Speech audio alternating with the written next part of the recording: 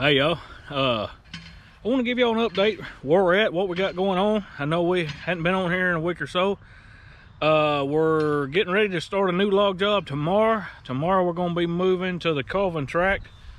It's a little closer to home, but I've been doing some upgrades on my side loader truck here, and I just wanted to take a quick minute, show y'all those upgrades and kind of get y'all up to speed to where we're at and what we're going to be doing. All right, y'all, first couple things that I've done here.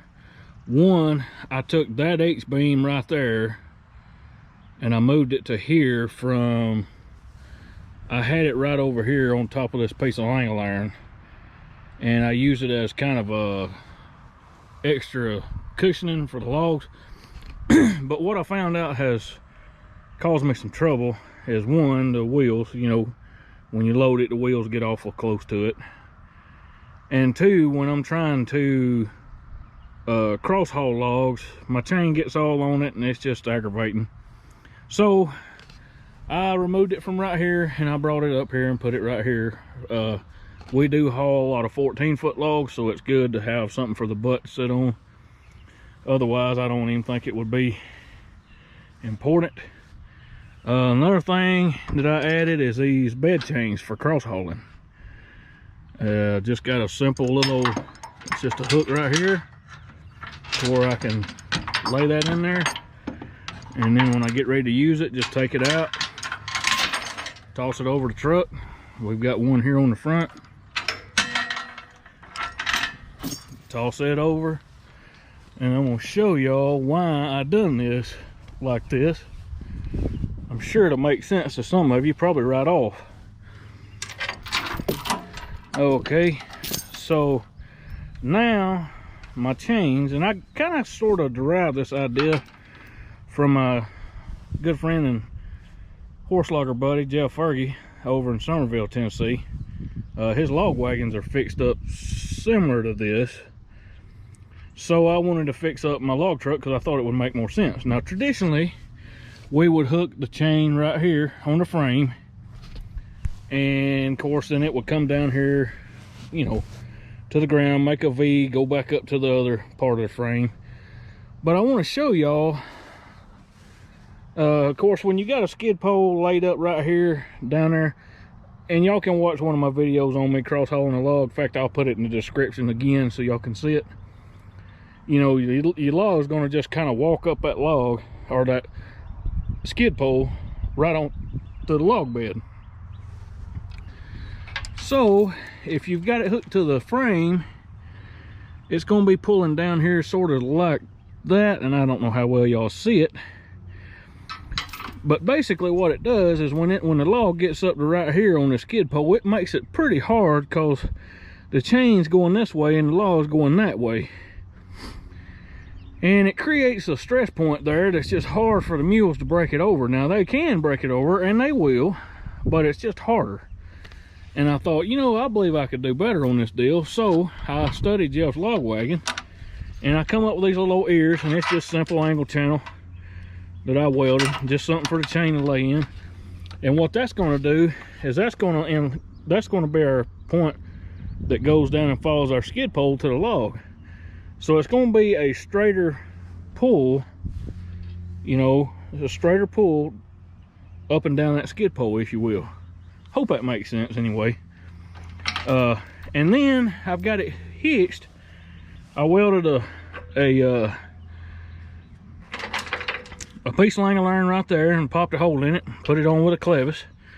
So that way, when we get, and y'all, I only cross haul logs that's big. I mean, you know, if the side loader won't load them or they're a little bit too big to be pounding down on the truck, that's when I cross haul. Otherwise I just use side loader. But in the event that the side loader tore up or something along them lines, we could take the chain after we get one row of logs on the bottom. We could pull them to one side, push them to one side, and then go straight up the middle with a chain and over the top, and that would allow us to put on a second stack of logs.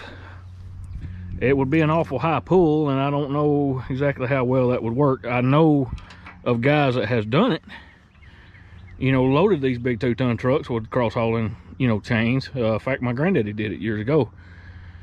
And I know it can be done, but it is a high pull for sure. You know, on that side, when your mules step off, it'll really pull the double trees, you know, way up on them. So anyway, this is just some of my thoughts here, and I thought I would share this with y'all. Let's see. So we moved the H-beam, we added the bed chains for cross hauling.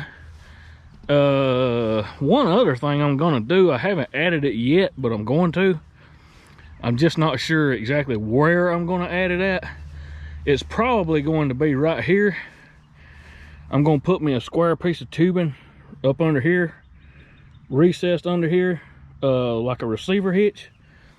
And I'm gonna get me one of those vices like they have at Tractor Supply or Harbor Freight, you know, that plugs into a receiver hitch.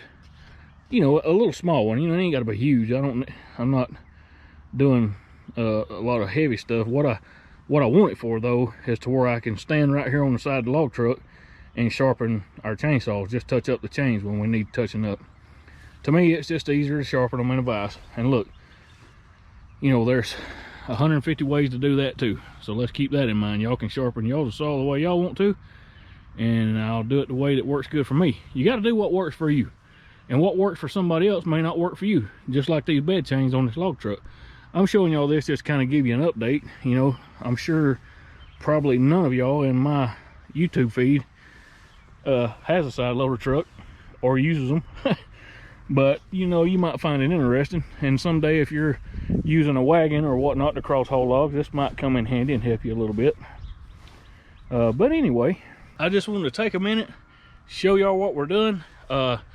Tomorrow morning, which will be Saturday, we're going to be moving over to the Colvin tract, and we're going to be cutting timber on the Colvin tract. It'll take us a couple days to get some timber laid down before we start doing anything with the mules again. But I just wanted to give y'all an update and let you know what we got going on. And also I wanted to let y'all know, the last video we put up was of me and Sarah Beth practicing for our competition little deal we was going to have, and I was going to give y'all the outcome on that. I didn't get a whole lot of videos. My wife did get some pictures. They were mighty good, and I'll share that with any of you that wants them on email. But anyway, the little competition that me and Mr. Summers had, it was fun, it was good. I don't think Mr. Summers was feeling 100%, but we had a good time.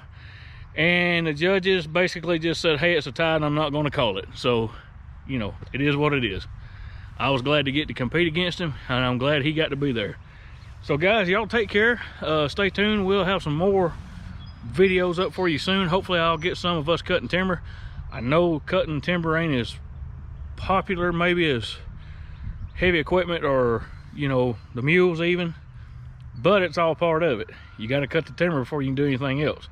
And I want to show y'all the whole part of the whole operation, so y'all stay tuned. Take care and have a good one.